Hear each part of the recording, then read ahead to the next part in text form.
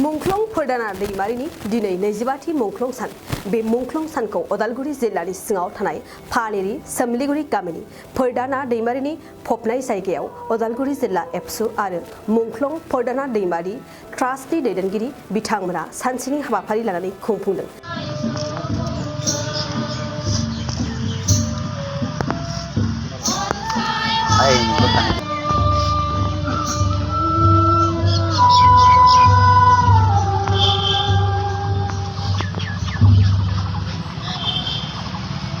बे मुंख्लं फोरदाना दैमारिनि मुंख्लं सान फालिनाय हाबाफारियाव दुलाराय बर' फरायसा आफादनि फिरफिलाखौ बिरहोयो उदालगुरि जिल्ला एबसुनि आफादगिरि कर्नेलियास दैमारि बिथां लोगोसे मुंख्लं खाम्फायाव बिबार बावजेननाय मुंख्लं फोरदाना दैमारिनिनो असिबिसि पुर्णिमा दैमारि लोगोसे बिरसन हायनारि बारख' लोगो आफादगिरि बिथां लोगोसे मुंख्लं फोरदाना दैमारिनिनो असि फिसाजो माइनाव दैमारि बिथाङा गोजोन आरो खौसेथिनि थाखाय फारौ बिरहोयो। बर' थुनलाइ आफादनि गाहाय नेहाथारि नीलाकान्त गयारि दंफां फुलि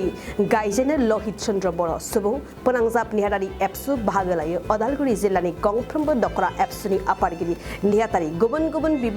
बिबानगिरि बिथांमोना लोगोसे बाहागो लायो। सोमलिगुरि गामिनि रायजो राजा बिथांमोना मुंख्लं फोरदाना दैमारिनि सावराय मेलखौ बेखेवनानै होयो। बाबुल बसुमतारी बारग' लोगो गाहाय नेहाथारि एबसु बे हाबाफारियावनो बाहागो लायो। नाथुराम बर' बारग' गाहाय नेहाथारि एबसु खौरांगिरिनि सिङाव रबिन्द्र मुसाहारि बिथां आरो उदालगुरि जिल्ला एबसुनि आफादगिरि कर्नेलियास दैमारि बिथाङा मा फोरमायखो मिथिना लानि।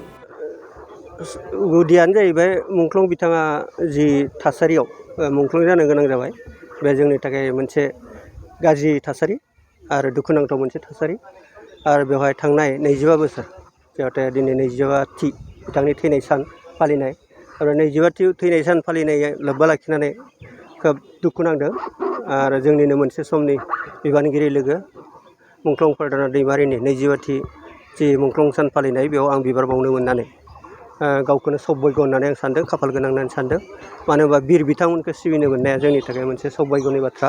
खाफाल गोनांनि बाथ्रा आरो बेखौनो आं दिनै फिल जादों। जों नुबाय जे बड'लेण्ड सोमावसारनायाव जेसेबांखिनि मुंख्लं जादों बिथांमोननि जि खाम्फा बे खाम्फाफ्रा एकदम बायला जिला महराव दिनैनि बे गोथौ समाव मा खालामो? बेखौ आङो दुलाराय बर' फरायसा आफादनि सासे बारग' बिबानगिरि हिसाबै दानि जि बिटिआर सरकारखौ आं थोंजोङै खावलायगोन जे बड'लेण्डनि मुभमेन्टखौ गुदि खालामनायनिनो बिएससि बिटिसि बिटिआर जाफैदों आरो जि सरकारानो फैया मानो दिनैनि सरकारखौ आं खावलायबाय जे बिथांमोना जे बड'लेण्ड मुभमेन्टआव जा बिर जोहोलाव जिखिनि मुंख्लं जाबाय बिथांमोननि मुङाव जे मुंख्लं खाम्फा गायसननाय राजुवा भाबै हक बेक्तिगत भाबै हक बेखौ सानसेयाव हाजोबाब्लाबो लासैनो बेखौ मावफुंजोबो बेखौनो आं बिथांमोनखौ सरकारखौ आं खावलायो। मुंख्लंफोरनि न'खरनिफ्राय खुदिसोनाय दङ जे अनसुंथाइ बिथांमोना मोनाखै होनना गोबां मुंख्लंफोरा मोनाखै बे समाव सरकारनिसिम नोंथांनिफ्राय मा खावलायहरनाय? दानि बिटिआर सरकारखौथ' आं थोंजोङै खावलायखागोन जे दाखालै बय होदोंमोन बिथांमोना 5 लाख करि मुंख्लंफोरनि मुङाव आरो बेवहायथ' जोंनि दुखु गोनां बाथ्राया बेनो जे बड'लेण्ड मुभमेन्टआव बिएससि 6 बोसोर आन्दलन बेयाव 1135 जन एबसुनि मुंख्लं दङ। बिनि उनाव बिएलटिनि आन्दलन जादों 6 बोसोर बिएलटिनि आन्दलनाव 400नि बारा मुंख्लं दङ। बिनि उनाव फैबाय एनडिएफबिनि मुभमेन्ट एनडिएफबिनि मुंख्लङाबो बे रोखोमनि 3000नि हयथ' खम जानाय नङा। दा बेखौ गुदिया गाहायै 5000 सुबुंनो खनसेयावनो अनसुंथाइ होनांगौआ जोंनि बिटिआर बा बिटिसि सरकारनि आखायाव बे रांखान्थि गोहोआ बारा गैया होननानै आं मिथिगौ।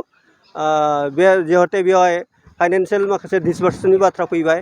लेनदेननि बाथ्रा फैबाय, बेखायनो बिथांमोना खनसेयाव होनो हायाखै। हयथ' बे दाख्लै थांनाया सेकेन्ड फेज जाबाय। आं मिजिंथियो जे आसाम सरकार आरो भारत सरकारखौ बिटिआर सरकारा खावलायनानैब्लाबो स्पेसियेल पेकेज लाबोनानैबाबो बिनि थाखाय जाहाथे खनसेयावनो आद्रा थानाय जि मुंख्लंफोर बे मुंख्लंफोरनि मुङाव जि 5 लाख करि फैसा होदों बिथांमोना बेखौ जाहाथे गोख्रैनो होयो बिनि थाखाय आं बिथांमोनखौ गोख्रै खावलायनाय जाबाय। नंगौ दिनै 19 एप्रिल मुंख्लं फोरदाना दैमारिनि मुंख्लं जानाय सान आरो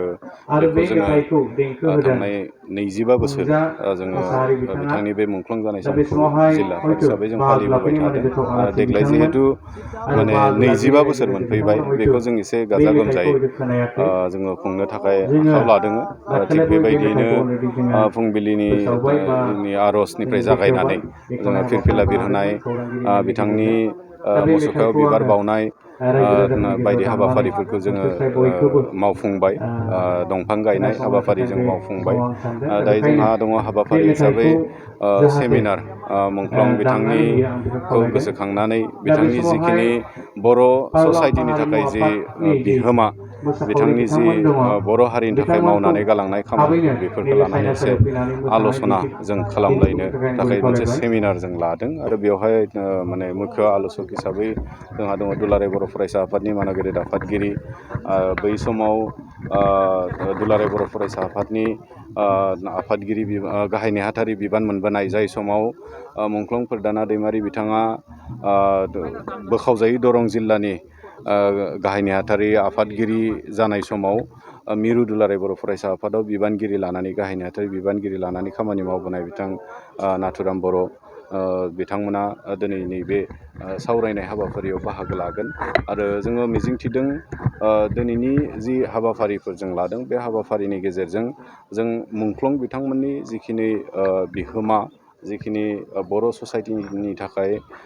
गावनि जिउखौ बावसोमलांनानै जोंनो लागै जिखिनि अबदान मोनसे होलांबाय बेफोरखौ जोङो इयुन जोलैनो जों खोन्थालांनो हागोन फोरमायलांनो हागोन आरो जोंनि जि बर' हारि दानायनि जोंनि जिखिनि एजेन्डा बेफोर गासै एजेन्डाखौ लानानै जोंनि इयुन जोलैफोरनो जों मोनसे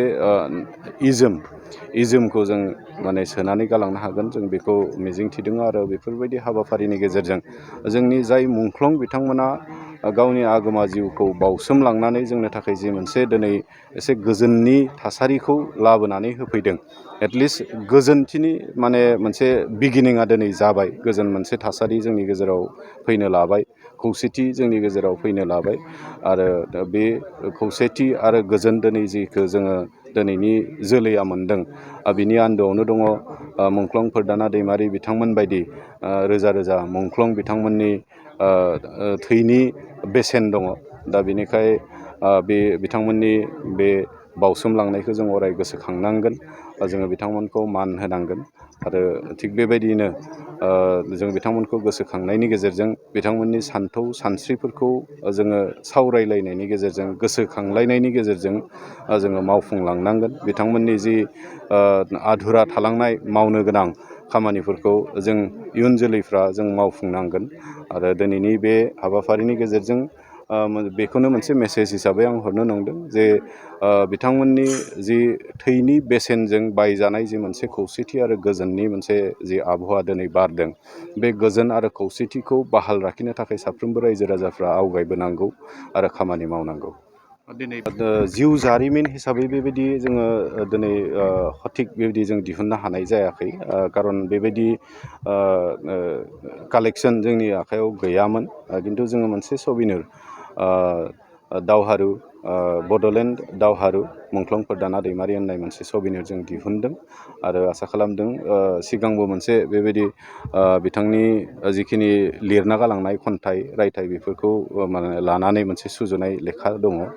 बेफोरखौ लानानै इयुननि समफोराव जोङो बिथांनि माने जि जिउ जारिमिन मोनसे स्केट्स माने हिसाबै जों दिहुननो हागोन बेखौ जों मिजिंथिदों आरो जथेस्थ'खिनि जोंनि बारग' बिबानगिरिफोर बै समाव बिथांजों खामानि मावफानो मोननाय दुलाराय बर' फरायसा आफादनि बिबानगिरि आरो गुबुन गुबुन दल संगठनाव थानानै बिथांजोंखौ हेफाजाब होनो मोननाय बेक्तिफ्रा माने माखासे माने आर्टिकेल दिनै हरदों आरो बिनि गेजेरजों बिथांनि जि माने मावलांनाय हाबाफारिफोर खामानिफोर बेफोर गासैबो बेरखांदों निस्सय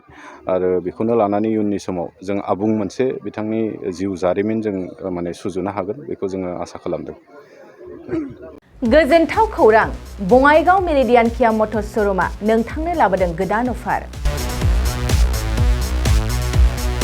मेरिडियान किया मटर्स श'रुमाव नोंथाङा खम बेसेनावनो किया कम्पानिनि गुबुन गुबुन मडेलनि गोदान गारिखौ लानो हागोन। बेनि अनगायैबो मिथिनो गोनां बाथ्राया बेनोदि किया कम्पानिनि 2022 मडेलनि गारिखौ गासै 40,000 रां रेहायाव मोननो हागोन। बेजों लोगोसेनो बे श'रुमाव जेखिजाया कम्पानिनि गोजाम गारिखौ सोलाय सोल' खालामनोबो हागोन। दासान्दि बे अफारा सोलिगासिनो दं। मेरिडियान किया मटर शोरूमा सा बङाइगाव साफागुरि रड आगराला देहा फाहामसालिनि साखाथियाव थानाय महामाया हटेलनि अपोजिट साइडआव दं। बे अफारखौ मोनफुंनो थाखाय नोंथाङा अनलाइनबो बुकिं खालामहरनो हागोन। लोगोसेनो गोबां मिथिनो थाखाय थोंजोङै 7099003414 नङाब्ला 8822790662 जानबुं अनजिमायाव जगाजग खालामहरनो हागोन आरो बङाइगाव मेरिडियान किया मटर शोरूमाव थांनानैबो नायनो हागोन।